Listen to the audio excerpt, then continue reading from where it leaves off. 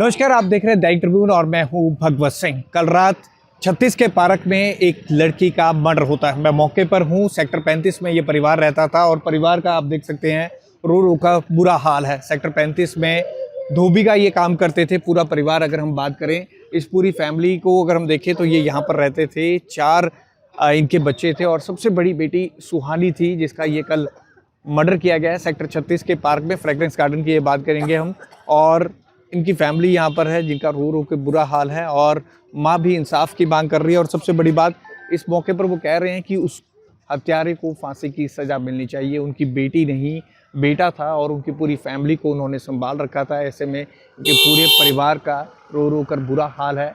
बड़ी मुश्किल से उन्होंने पढ़ा लिखा कर बेटी को इस काबिल बनाया था और अगस्त तक शादी का प्लान था। इसको लेकर उनकी एंगेजमेंट भी हो चुकी थी, लेकिन आरोपी युवक ने कल मिलने के बहाने बुलाया और वहां पर उसका चाकू मारकर हत्या कर दी। पुलिस इस पूरे मामले में अभी छानबीन कर रही है, लेकिन परिवार बहुत गमगीन है और इस पूरे मामले में अब इंसाफ की मांग कर रहा है। कल रात को 9 बजे के लगभग हमें एक कॉल रिसीव हुई कि सेक्टर 36 की पार्किंग के नज़दीक एक लड़की की स्टैबिंग हुई है और वो लड़की वहाँ पे बेहोशावस्था में पड़ी हुई है। तो इस पर जब पीसीआर की टीम इमीडिएटली वहाँ पे पहुँची तो उन्होंने उस लड़की को GMHS 16 में शिफ्ट किया, जहाँ डॉक्टरों ने उसे ब्रॉड डेथ डिक्लेयर कर दिया। जब हमने आगे लड़की के परिजनों, रिलेटिव्स और दोस्तों से आगे पूछताछ की और इन्वेस्टिगेशन में कुछ बातें ये निकल के आई कि ये जो विनय नाम का लड़का जो लड़की का एक्स बॉयफ्रेंड कह सकते हैं था, उसी ने इस इंसिडेंट को अंजाम दिया है। और विनय के साथ लड़की का काफ़ी दिनों से जान पहचान थी और उनकी ये भी थी कि इस रिलेशनशिप को आगे शादी तक ले जानी है। पर विनय के कुछ बैड हैबिट्स, एक्सेसिव अल्कोहलिज्म वगैरह डेवलप हुए, जिस वजह से ये शादी डिनाई हो गई।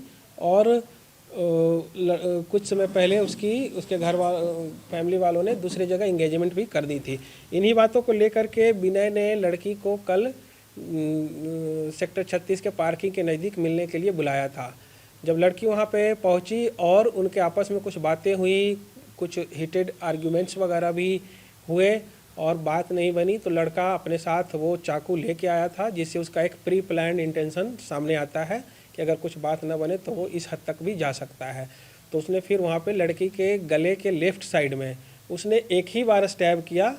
वो स्टैब काफ़ी डीप था, है ना। तो वो अभी हमें PM रिपोर्ट जब आएगी तो उससे पता चलेगा कि एक्सेसिव ब्लीडिंग या जो श्वास नली होती है उसके पंक्चर होने से वो डेथ हुई कैसे है, तो जब आएगा पता चलेगा। पर उसने स्टैबिंग एक ही बार लेफ़्ट साइड में की और एक ही डीप बाउंड था, तो उसकी वजह से ये डेथ हुई।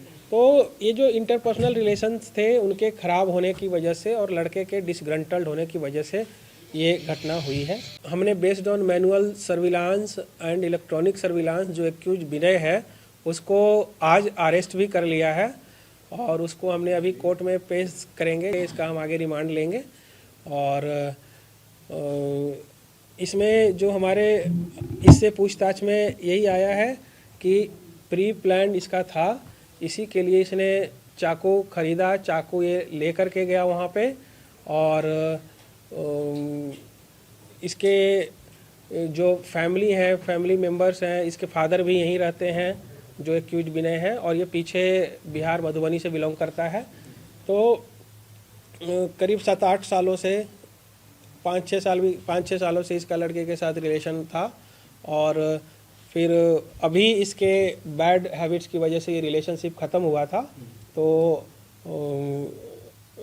और लड़के की दूसरी जगह इंगेजमेंट फिक्स कर दी गई। तो ये अपने आप को काफ़ी डिसग्रंटल्ड या जो भी फील कर रहा हो, तो इन सभी जो इंटरपर्सनल रिलेशंस के ख़राब होने से, शोर होने से ही ये घटना हुई है, ऐसा आप मान सकते हैं। ये मेरी बेटी बड़ी वाली 22 साल की है लमसम। ये मार्केट गई थी सामान लेने। विनय कुमार का लड़का इसको फ़ोन किया, पार्क में बुलाया और उसी ने चाकू मारा। मेरी लड़की ने फ़ोन करके इतना बता दिया कि मम्मी कि विनय मेरे को चाकू मार दिया है, मैं यहाँ 36 पे पार्क में पड़ी। मुझे चाहिए इंसाफ। मेरे 3-4 बच्चे हैं, मैं कहाँ जाऊँ?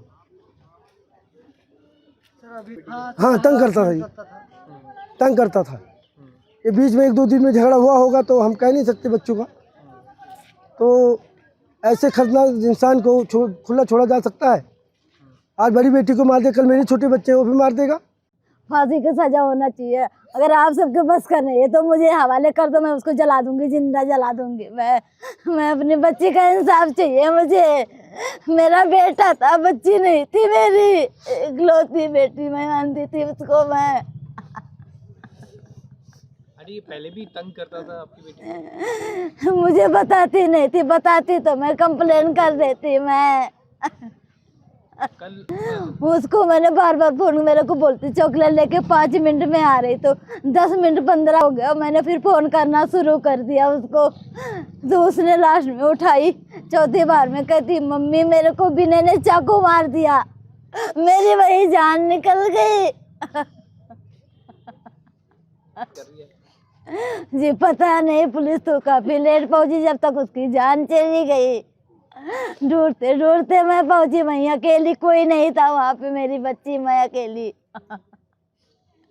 उसके सहेली का दोस्त भाई था, उसको लेके मैं भागी। मैं कहा भाई चल, 36 का पार्क किधर है, मुझे तो पता भी नहीं है। वो लेके गया, मैं वो दोनों ढूंढने लगी, देखा जाके वही मैं गिर गई। उस लड़के का कड़ा मिला मुझे हाथ में, करता मेरे फोन पे करा सुबह उसने, कहता सुहानी ठीक है। हरामजादे ने बदल की तरह किसके नंबर से फोन करता है, मेरा नंबर पता नहीं उसको कहाँ से मिला है हरामजादे को।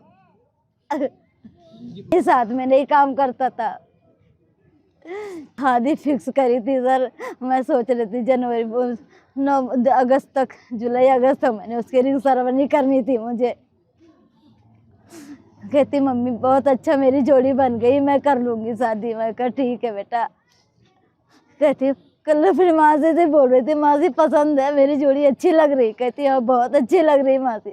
कहती मासी मेरे को चैन देना सोने की।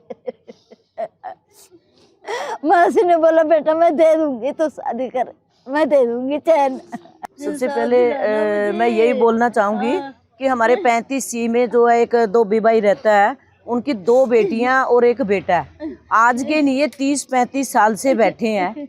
ये बच्चे यहीं पर पैदा हुए, यहीं पर बड़े हुए। और ये मकान देख सकते हो आप, 2161। अपने इधर एक एडवोकेट निशा जी रहते हैं और उधर हाफिज भाई रहते हैं जो कांग्रेस पार्टी से हैं। और मैं भी इसको 10 साल से बच्ची को जानती हूँ। इतनी खूबसूरत बच्ची, वो लड़की नहीं वो लड़का था। उस बच्ची के अंदर इतना जुनून था जिंदगी जीने का कि मम्मी मैं तेरे को मकान लेके दूंगी रहने के लिए, और मेरे बहन भाई को सबको पढ़ाऊंगी। मेडिकल की एक दुकान है, अपने इधर भी जॉब करती थी। और इतनी अच्छी लड़की, पढ़ी लिखी, मैं कहती कोई डबल MA करे हुआ भी इतना इंटेलिजेंट नहीं होगा। मेरे घर पे भी आती रहती थी, इलेक्शन में भी मेरी पूरी सपोर्ट करी है। उनकी एक छोटी सिस्टर भी है, ये भाई भी है। मैं कहती हूँ बच्ची सारा दिन रात मेहनत करके अपने माँ बाप के साथ यहाँ गुजारा कर रही थी। और 36 सेक्टर में कोई भी लड़का आके उस बच्ची का गला काट देता है, मतलब कितनी शर्म की बात है। एक चंडीगढ़ जैसे शहर में जो कि हर 2 कदम पर पुलिस होती है, एक माँ 9 महीने पेट में रख के प्रेस कर करके आगों पे तप के उस बच्ची को पढ़ाया, लिखाया, अपने पैरों पे खड़ा किया, और 1 मिनट के अंदर एक लड़का आके उसकी गर्दन काट देता है। कम से कम मैं एक मैसेज देना चाहती हूँ चंडीगढ़ में, अपनी बेटियों को मत हो करिए, उल्टा अपने बेटों को बोलो। हर माँ अगर अपने बेटे को शिक्षा देना शुरू कर देना, ना शहर में लड़कियों के रेप होंगे, ना मर्डर होंगे। सवेरे जितनी शिक्षा अपनी बेटी को देते हैं, उतनी शिक्षा अगर आप अपने बेटे को दो तो याद से बहुत कम हो जाएंगे। और इस माँ को इंसाफ मिलना चाहिए। उसको मैं कहती फांसी की सजा होनी चाहिए। नहीं किया उसको तो जहाँ भी हमें स्ट्राइक पे बैठना होगा वहाँ भी बैठेंगे। और जहाँ पुलिस थाने SSP जहाँ भी जाना होगा, मैं भी निशा जी और हाफिज भाई ने तो ये तक बोल दिया था कि पूरी शादी का खर्चा मैं करूँगा।